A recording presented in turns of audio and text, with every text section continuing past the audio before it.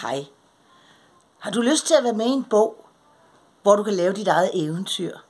Hvor du kan teste dig selv og se, hvad for en type du er, eller hvor du måske gerne vil hen i verden?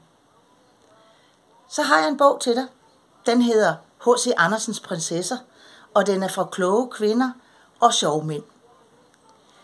Du skal først spejle dig i 5 forskellige eventyr, hvor der findes prinsesser, som siger, du er ikke væk, eller der findes prinsesser, som siger, jeg er uskyldig, eller der er prinsesser, der siger, tager han mig, så tager jeg ham, tager han mig ikke, så tager jeg ham alligevel.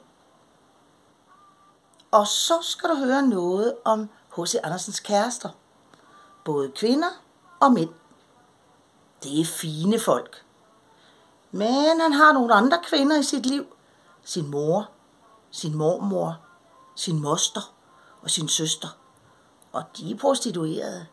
De holder horehus.